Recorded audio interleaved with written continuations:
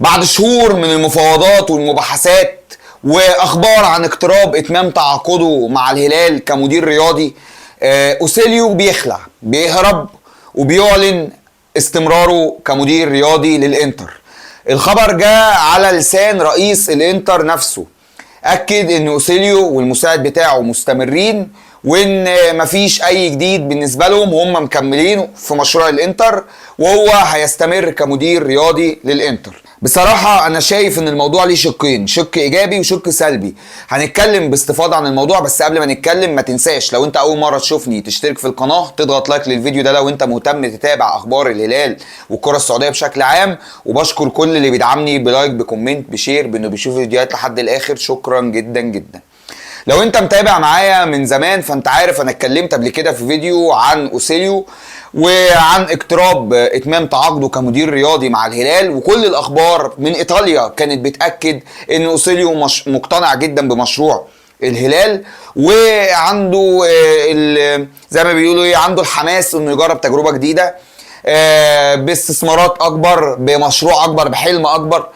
على عكس طبعا الانتر، نادي كان غارق في المديونيات، هو يعتبر اللي خد النادي من مرحله النادي المديون اللي ما عندوش ملامح في مشروعه الرياضي لنادي عنده مشروع رياضي. اوسيليو اعتقد انه يعني انا ومعظم الناس حتى اللي ملهاش دعوه، حتى مش هنتكلم يعني حتى اللي مالهمش دعوه بتشجيع الهلال، اللي متابع الكره من بره كده هيعرف ان الانتر عموما كان بلا مشروع رياضي، بلا هويه، سنين نادي عنده مديونيه. وفي اخر 5 سنين تحديدا اوسيليو بين ان لا، في مشروع، في هويه، في زي ما بيقولوا تخطيط، وده اللي خلى نجاحه يبان. ظهر فين؟ ظهر في بطولتين دوري، ظهر في ان هو وصل بالانتر قبل لنهائي دوري الابطال في مرتين، اي نعم فشل في المرتين في تحقيقه، لكن في الاخر ده نادي يعني زي ما بيقولوا ايه، ماشي واحده واحده. مديونيات، معظم الصفقات اللي بتيجي لعيبه اصلا لعيبه يا اما بتبطل وجايه فور فري، يا اما لعيبه جايه اعاره، يا اما لعيبه لسه يعني فيها هامش تطور وفيها بوتنشال ان هم يكبروا. يعني في الغالب انتر ما كانش الفريق او زي ما بيقولوا ايه، النادي اللي بيهيئ الظروف للنجاح، بالعكس. فدي كانت نقطة إيجابية أنا بشوفها في أوسيليو بصراحة، وقلت إن مشروع الهلال الضخم والرؤية الجديدة للهلال، وحتى رؤية جديدة في الكرة السعودية بشكل عام، هتساعد مدير رياضي عنده الطموح زي أوسيليو. كل الأخبار كانت بتقول إن الراجل جاي خلاص، لكن للأسف في الساعات الأخيرة، وده اللي انا كنت حاسس فيه يعني شويه، كنت حاسس ان الانتر مش هيسيب بالساهل المدير الرياضي بتاعه يروح للهلال. يعني انت خدت المدرب وعدينا لك، لكن المره دي بقى انا كنت حاسس ان عيله ماروتا مش هتسيب الموضوع بالساهل كده، يعني مش هتسيب المدير بتاعهم يروح كده ايه، او المدير الرياضي بتاعهم يروح كده زي ما ايه خدت المدير الفني. يبقى انت كده خدت المشروع كامل، يعني خدت مشروع الانتر كامل. حسيت ان ملاك الانتر هيرخموا في الصفقه، وده اللي حصل. باين جدا ان في تعمد بعدم اتمام الصفقه دي، يعني مع ان كده كده يعني باين جدا ان خلاص انتر وصل لمرحله يعني زي ما بيقولوا سقف الطموح، محتاجين بعد كده دعم، محتاجين اموال، مش هينفع المشروع ده يكمل بنفس الاسلوب اللي فات من كام سنه. الذكاء عند اوسيليو انه لو عرف يقنع اداره انتر بعد كده ان هم لازم يكبروا المشروع، يدعموه بفلوس اكتر، بس انا شايف ان ده بعيد جدا. كان نوع بقى من انواع الذكاء اللي كان المفروض يبان عنه لو هو قرر انه ياخد بعضه كده ويروح مشروع جديد بطموح جديد عشان يلمع اسمه، لان باين جدا ان مركب الانتر خلاص بدات تغرق. لكن ده ما حصلش. اوسيليو باين انه عايز يكمل، انا ما توقعلوش النجاح بصراحه طول ما في استمرار بالشكل ده، لان باين قوي ان خلاص يعني مشروع الانتر بدا يتفكك من اول خروج انزاجي. فطبعا كل اللي فات ده بيأكد لي ان اوسيليو مدير رياضي ناجح، لانه نجح في الظروف السلبيه دي. وطبعا كان باين جدا تمسك ملاك الانتر بيه، وان هم مش عايزين يخلوه يجي الهلال. انا شايف ان الهلال كان عنده مشكله في موسم الانتقالات ده عموما، باينه جدا في عدم وضوح الرؤيه، عدم وجود مدير رياضي. انت بتستنى الصندوق، الصندوق بيتاخر عليك، الصندوق ما بيدعمكش بالشكل الكافي. وده حقيقه لا يمكن انكارها. الصندوق دايما يعني كان سبب في تاخر مفاوضات الهلال معظم فترات موسم الانتقالات ده. يعني في اغلب الوقت الهلال يتفاوض يدخل وباين ان كأن في حاجه واقفه، كأن في حاجه متوقفه، حاجه مش بتتم. ده يبين لك احتياج الهلال للمدير الرياضي، ده يبين لك ان الهلال محتاج مدير رياضي، خصوصا ان انت داخل على فتره انتقالات شتويه.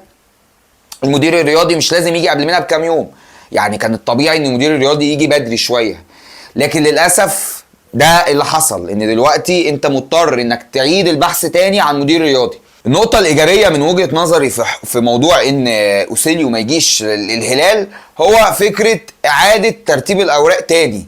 هل أنت فعلا كنت محتاج أوسيليو ولا إنزاجي اللي كان محتاجه؟ لأن أنت في بعض الأحيان رؤية المدرب بتكون مختلفة عن رؤية الإدارة، ودي حاجة أنا بشوفها يعني كويسة، إن يكون كل مدرب، يعني المدرب والإدارة ليهم، ده ليه رؤية وده ليه رؤية.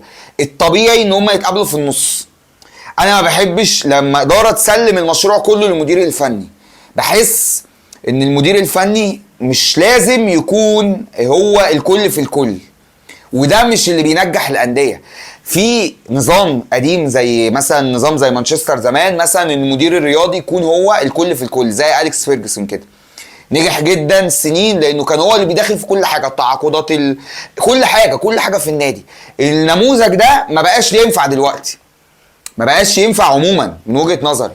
فالطبيعي يجي مدير رياضي هو مش منحاز قوي لإنزاجي، لان طبعا اوسيليو هو مدير رياضي نجاحه كان مع نجاح انزاجي، يعني الاثنين ليهم رؤيه مشتركه، وهما الاثنين اعتقد لو كانوا يعني كانوا موجودين مع بعض كانوا يبقى هما ليهم الكلمه على الاداره.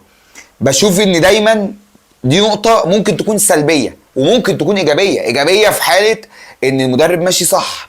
لكن لو نفترض ان المدرب مش ماشي صح، لو انزاجي كان ليه رؤيه مختلفه عن رؤيه الجماهير، او هو شايف ان ده الصح بس الجماهير مش شايفه اللي هو بيعمله ده بيترجم في المستقبل لنجاحات، ساعتها احنا بنحتاج مدير رياضي مش منحاز للمدرب، مدير رياضي يفهم رغبة الجماهير ورغبة الإدارة اللي دايما بتبقى من رغبتها رغبة الجماهير. يعني دايما الإدارة بتبقى شايفة الجمهور عايز ايه، المدير الفني بيبقى ليه دماغ تانية. فأنا شايف إن في نقطة إيجابية ممكن تكون إيجابية، هي حتة إن ما نجيبش مدير رياضي على علاقة كويسة بإنزاجي أو اشتغل قبل كده أو هيكون منحاز لإنزاجي، لا نجيب مدير رياضي يتوافق بقى، يعني رؤيته تتوافق مع رؤية الإدارة ورؤية إنزاجي. ده وجهة نظري. ده ممكن يكون في المستقبل نقطة قوة الهلال، لأن احنا يعني كلنا متفقين إن الهلال لما بيسلم الأمور للمدير الفني ساعتها ممكن تحصل مشاكل. جيسس لما كان هو اللي سايق وماشي لعيبة كتيرة مشيت من غير سبب، لعيبه قعدت، لعيبه شاركت ما تفهمش ليه، لما الاداره سابت له كده ايه كل حاجه، اتفضل انت وعيش. ليه؟ الاداره كانت واثقه فيه، يعني كان في جزء من الثقه في الاول، لكن انا شايف ان الثقه الزايده دي ممكن تودي في داهيه. فانا شايف ان انزاجي الاحسن له ان يجي له مدير رياضي ياخد الفكره من انزاجي، ياخد الفكره من الاداره، ويحاول ان احنا نلتقي في نقطه في النص بالبلدي كده. ما يبقاش مدير رياضي عنده الحته ايه اللي انا لا اللي انزاجي هيقوله هعمله. ممكن رؤيه المدرب والمدير الرياضي تودي النادي في مشكله. ده حصل مع مين؟ هقول لك انا واحد مثلا اللي متابعني من زمان يعرف ان انا بشجع ارسنال، انا بشجع ارسنال في انجلترا ومنحاز جدا ليهم، بحبهم جدا من زمان.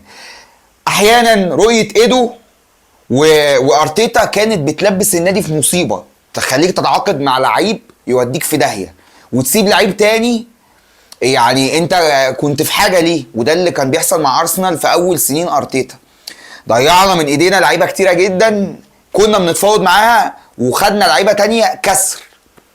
هنا ليه؟ هنا عشان الاداره سايبه المدير الرياضي والمدير الفني مع بعض، الاتنين مع بعض وهم شايلين الليله، هم اللي مع بعض. انا ما احبش اشوف ده في الهلال، وده اللي مش بيحصل عموما. دايما الاداره بيكون ليها كلمه، بس لا ده كان ممكن يحصل لو اوسيليو جه. فدي نقطه ايجابيه انا شايفها من وجهه نظري ان اوسيليو ما جاش الهلال. لكن الضروري والمهم انه المدير الرياضي ده يجي قبل فتره الانتقالات الشتويه بحبه عشان يلحق يشتغل، عشان يلحق يكون عنده رؤيه عشان ما يدخلش الهلال موسم الانتقالات الشتويه وهو متسربع وعايز يجيب صفقات ومستعجل واي صفقات وخلاص. ده المهم بالنسبه لي. مستني رايك في الكومنتات تناقشني، هل انت كنت مقتنع باوسيليو ولا لا، وشايفه انه كان مدير رياضي كويس انه يجي ولا لا. طبعا وصولك للنقطه دي من الفيديو ده معناه انك حبيبي. ما تنساش تضغط لايك للفيديو ده لو انت مش ضاغط لايك، تشترك في القناه لو انت اول مره تشوفني. انا مروان احمد وانت هنا ورا مصنع الكور. سلام.